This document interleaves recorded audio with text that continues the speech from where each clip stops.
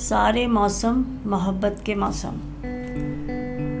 کئی دن انجائنا کے درد کو اندر ہی اندر دباتے سہتے گزر گئے تھے۔ وہ جولائی کا مہینہ تھا جو بادلوں میں گھرا گزر رہا تھا، ایک بوند تک اس کے شہر میں نہ گری تھی۔ عین یہی عالم اس کے دل کا بھی تھا۔ بقول شاعر، درد اتنا بھی نہیں بڑھتا کہ دوا ہو جائے، نہ ہی دھوپ کھلتی تھی کہ بارش کی آس ہی ٹوٹ جائے، نہ مینہ برستا تھا کہ طبیعت کھل جائے۔ بس دھیما دھیما درد، ابرآلود موسم کی یاسیت اور جان لیوا تنہائی۔ ایسے میں اچانک اس کا فون آ گیا لندن سے، تقریباً 20 سال کے بعد۔ 20 سال میں کتنے بہت سارے رات، دن، گھنٹے اور منٹ اور جانے کیا کیا علم غلم بھرا ہوتا ہے۔ ان سب کے پار وہ ایک آواز کیسی ہو، جیسے ایک بوند ٹپ سے اس کے ٹھہرے پانی جیسی یاسیت زدہ زندگی پر پڑی اور لہریں ایک دوسرے سے ٹکراتی آہستہ آہستہ دور تک چلی گئیں۔ کچھ سمجھ میں نہ آیا کہ کیا کہے اور کیسے کہے۔ ہاں ٹھیک ہوں۔ ارے کیا بہت بوڑھی ہو گئی ہو، ایسی ہلکی سی آواز کیوں آ رہی ہے؟ وہ خوشدلی سے ہنس رہا تھا، وہ بھی پھیکی سی ہنسی ہنس دی۔ ہمایوں کا وہی لہجہ تھا، وہی شوخی، ویسی ہی کھنکتی آواز، ایک پار اتر جانے والے محنتی اور کامیاب انسان کی آسودہ ہنسی۔ سویرا کے ارد گرد بہت ساری یادوں کے جگنو جگمگا اٹھے۔ ٹھک ٹھک کر کے 25 سال گزر گئے۔ ہاں، وہ 25 سال پہلے کا واقعہ ہے، جب اسے یعنی سویرا رحمانی کو ایک اسٹوڈنٹس کی ادبی تنظیم نے افسانہ نگاری پر اول انعام کا حقدار قرار دیا تھا۔ تب تقسیم ایوارڈ کی تقریب میں اس کی ہمایوں سے پہلی ملاقات ہوئی تھی۔ وہ موسم بہار کی خوشگوار شام تھی۔ پتہ نہیں بہار تھی بھی یا نہیں، مگر اسے تو ان دنوں ہر شام موسم بہار کی شام ہی لگتی تھی، کیونکہ وہ محض 18 برس کی تھی۔ جب ہنسی آپ سے آپ، انگ انگ سے پھوٹتی تھی، لفظ تھے کہ موتی بن کر ہونٹوں سے ادا ہوتے تھے۔ جب افسانہ لکھنا بڑا عظیم رومانس ہوا کرتا تھا، جب خوابوں سے بڑی جاگیر کوئی نہیں ہوتی تھی، کتابیں تھام کر چلنا، پہروں بحثیں کرنا عبادت کی طرح لگتا تھا۔ ایسے سہانے سمے وہ دبلا پتلا سانولا سا لڑکا، اسے لگا کہ وہ جنم جنم سے اسے جانتی ہے۔ ہر چیز بہت رومانٹک تھی۔ رات کو ریڈیو پروگرام میں اس کی آواز بڑے سے پرانے ریڈیو کی سبز روشنی کے ساتھ اس کے کمرے میں پھیلتی تو بڑے عجیب سے دلکش ہیولے بناتی تھی۔ اپنائیت بھری کئی حکایات اسے سناتی تھی۔ وہی اپنائیت کی گہری چھاپ اس ڈھلتی شام اس کے چہرے پر تھی۔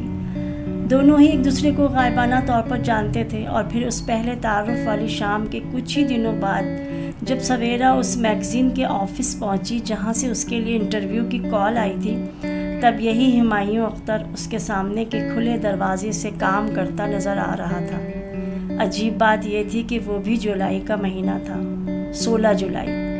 شاید اس سال بھی کراچی میں بارش نہیں ہوئی تھی۔ ہمایوں نے رومال سے چہرے کا پسینہ پوچھا اور ایڈیٹر کے کمرے میں داخل ہو گیا۔ ارے وہ چونک گیا، سامنے وہی ایوارڈ لینے والی سویرا بیٹھی تھی، چمپئی رنگ کا دوپٹہ سر پہ لیے۔ وہ غور سے ایڈیٹر کی بات سن رہی تھی۔ ہمایوں کو بڑے واضح طور پر کمرے میں چمپا کے پھولوں کی مہک محسوس ہوئی۔ آئیے ہمایوں اختر، ان سے ملیں، یہ سویرا رحمانی ہے، ایڈیٹر نے کہا۔ دونوں مسکرانے لگے۔ پھر روز کا ساتھ واپسی کے پیدل سفر سے شروع ہوتا، وہ دور تک چلتے چلے جاتے۔ وہ دنیا جہان کی باتیں کرنا چاہتے تھے، مگر صرف ہاں ہاں جی نہیں چلتا رہتا، اور دونوں اس مقام تک آ جاتے جہاں دونوں کے دور دراز علاقوں کی بسیں مختلف سمتوں میں کھڑی ہوتی۔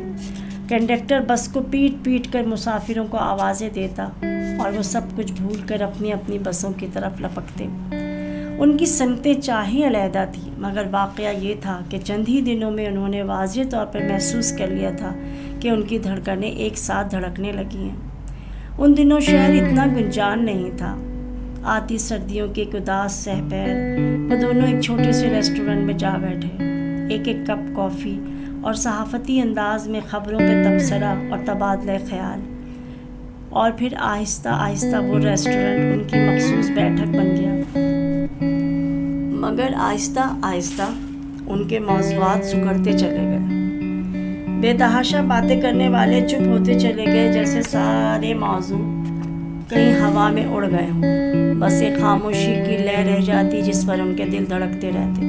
کئی مرتبہ اسے زندگی نے اشارے دیے، جب ابا اور اماں یکے بعد دیگرے اس جہان فانی سے کوچ کر گئے اور بھائیوں نے نئے محلوں میں ماڈرن گھر بنا لیے، تو وہ سویرا آنگن میں بکھرے زرد پتوں اور الگنی پہ سوکھتے کپڑوں کے ساتھ تنہا رہ گئی۔ شام ڈھلے تھکی ہاری آتی تو تالا کھولنے سے لے کر لاؤنج میں تنہا چائے پیتے تک مسلسل اسی کے بارے میں سوچتی رہتی، اور پھر اس کا سونا اور اداس لاؤنج ہمایوں کی باتوں اور یادوں سے بھر جاتا۔ روز سوچتی کہ اسے بتا دوں، مگر کیا؟ یہی کہ وہ زندگی کے میلے میں سب سے بچھڑ کر بالکل تنہا رہ گئی۔ ایک روز اچانک اسے پتہ چلا کہ ہمایوں کو BBC میں جاب مل گئی ہے۔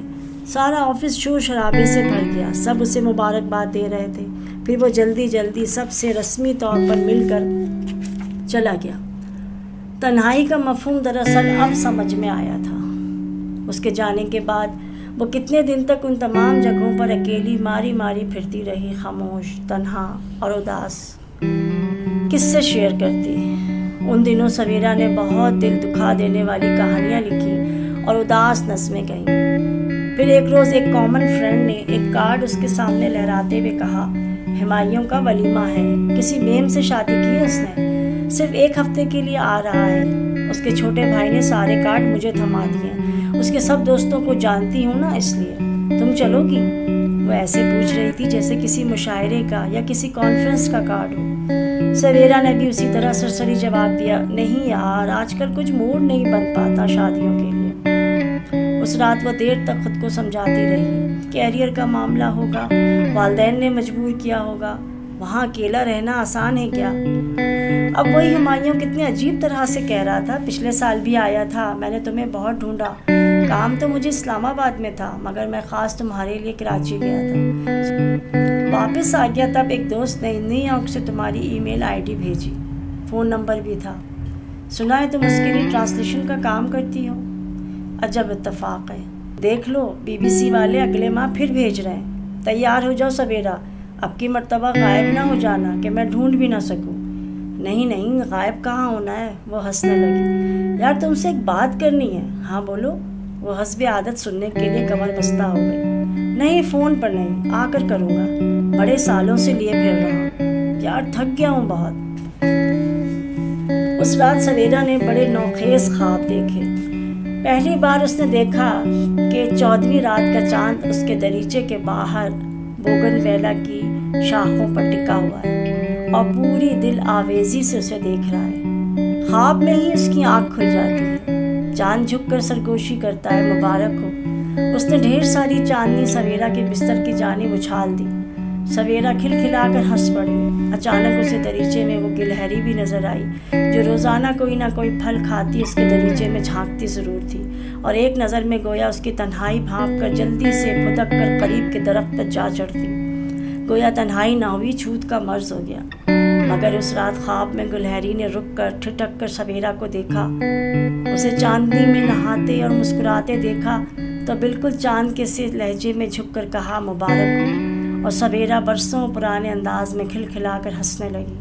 اس کی ہنسی کی آواز سے بوگن ویلا کے پھول تالیاں بجا کر ہنس پڑے اور شاخوں میں چھپے ڈھیر سارے جگنو مبارک ہو کہتے ہوئے ہوا میں دور تک اڑتے چلے گئے، جیسے آتش بازی چھٹی ہو۔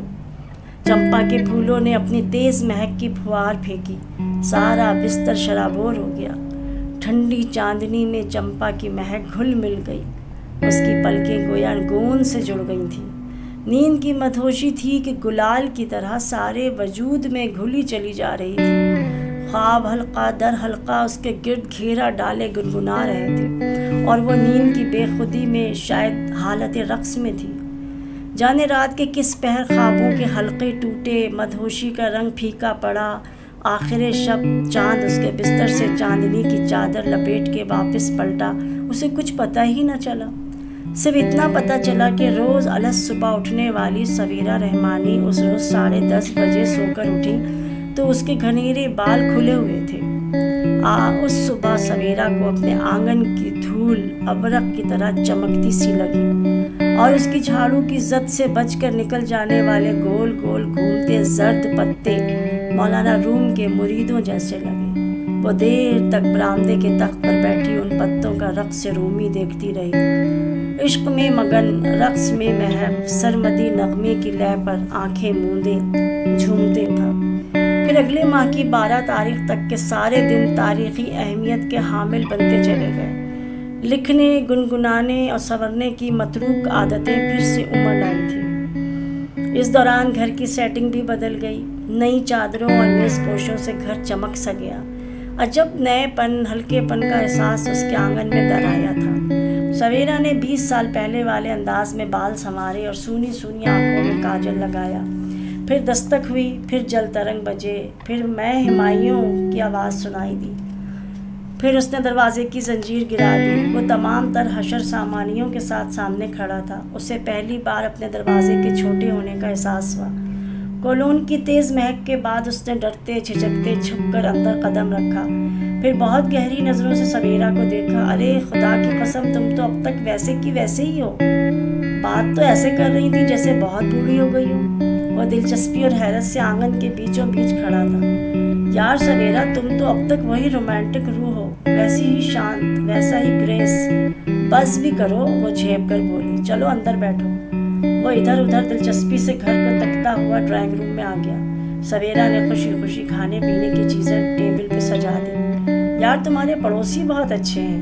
ہمایوں نے ندیدوں کی طرح ٹیبل کو دیکھا۔ ارے تمہیں کیسے پتا؟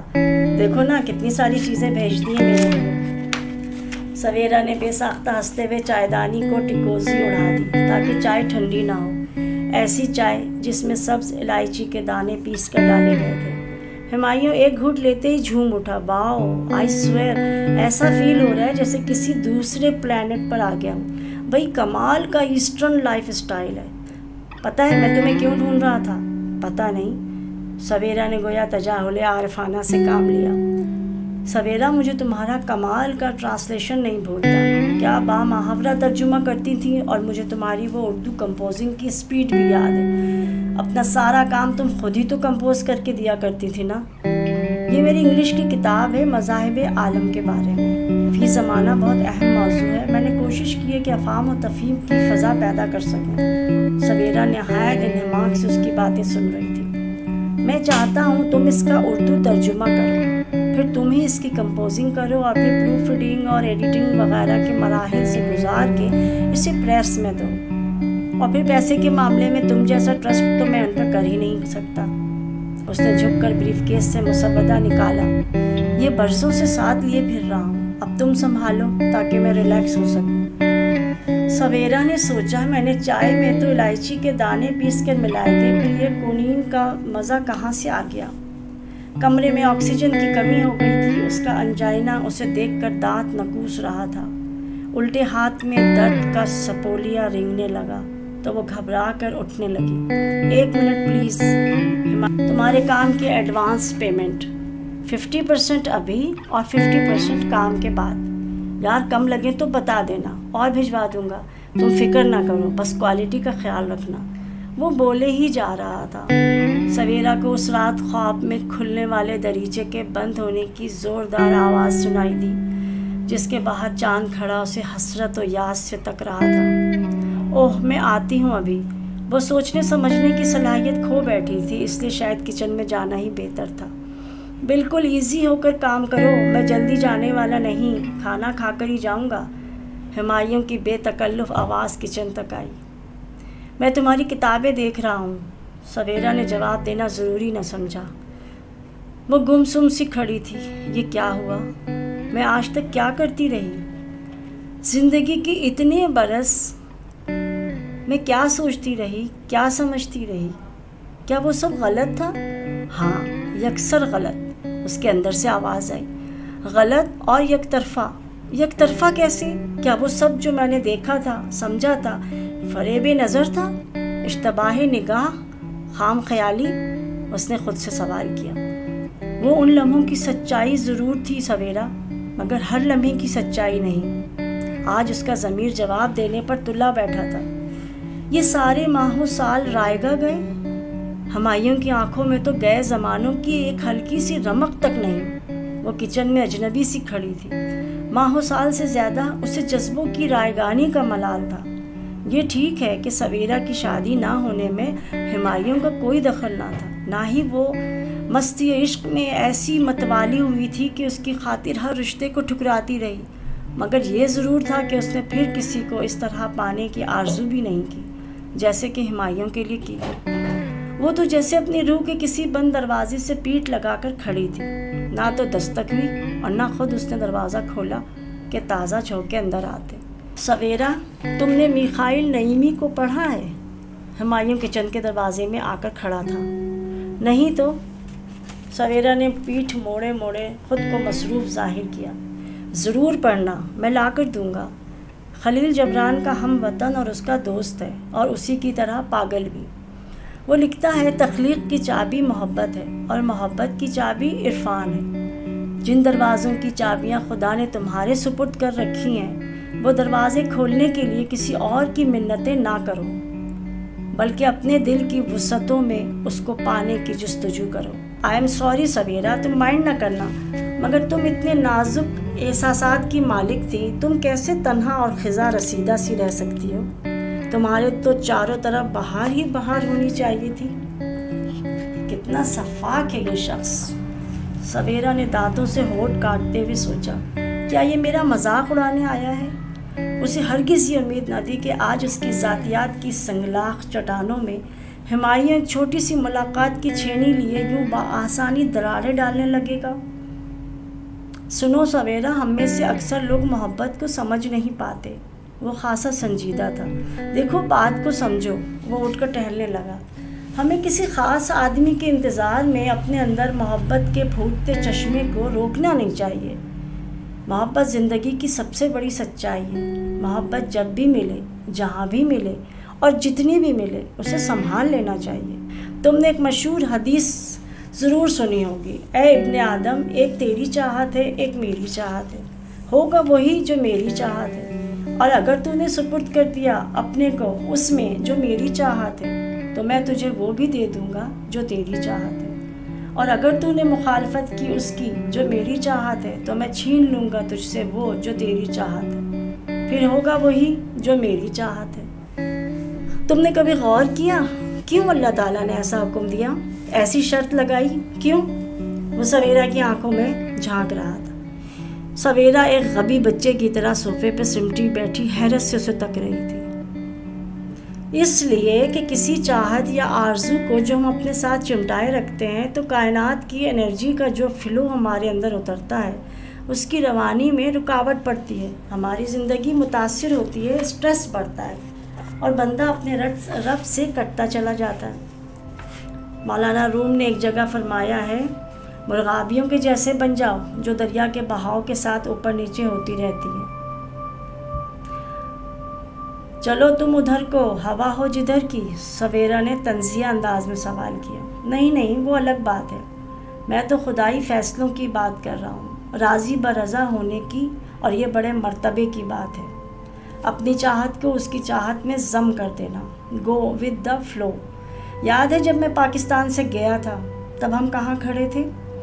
بہت ہی اہم ٹرننگ پوائنٹ تھا وہ میری لائف کا۔ سویرا کو پہلی بار اس سے گئے دنوں کا سراغ ملا تھا، اسے اپنے کانوں پہ یقین نہ آیا۔ میں اپنے والدین سے بار بار بات کرتا تھا تمہارے لیے۔ سویرا ہکا بکا اسے دیکھنے لگی، مگر اس کے لہجے میں ہلکا سا دکھ تھا۔ اس وقت میری 2 بہنیں غیر شادی شدہ تھیں، کرائے کا چھوٹا سا مکان تھا۔ امی ابا نے سمجھایا ابھی مناسب وقت نہیں ہے۔ میں نے چاہا انگیجمنٹ کر لوں، لیکن پھر سوچا اپنی محبت میں تمہیں انتظار کی سزا کیوں سناؤں؟ پتہ نہیں ذمہ داریاں پوری کرنے میں کتنا وقت لگے۔ میں نے تم سے کوئی پرومس نہیں کیا تھا، انفیکٹ اظہار محبت کی بھی نوبت نہیں آئی تھی۔ So go with the flow. Humayun نے دونوں ہاتھ پھیلا دیے۔ وہاں میری ملاقات رت سے ہوئی۔ وہ ایک نوجوان بیوہ تھی، ایک بچی کی ماں۔ مغربی ملک میں ایک مشرقی روح تھی وہ۔ مجھے لگا ان دونوں کو میرے ساتھ کی زیادہ ضرورت ہے۔ میں نے یہ بھی سوچا کہ محبت میں اب یا تب نہیں ہوتا، سارے موسم محبت کے موسم اور ساری جگہیں محبت کا مسکن ہے۔ سویرا رحمانی، جو محبتیں میں نے تمہارے لیے سینت سینت کر رکھی تھیں وہ رت کو دے ڈالی۔ سویرا کو اپنے اندر کچھ ٹوٹتا سا صاف محسوس ہوا۔ میں نے کہا نا، محبت کے چشمے کو کسی خاص شخص کے لیے روکے نہیں رکھنا چاہیے۔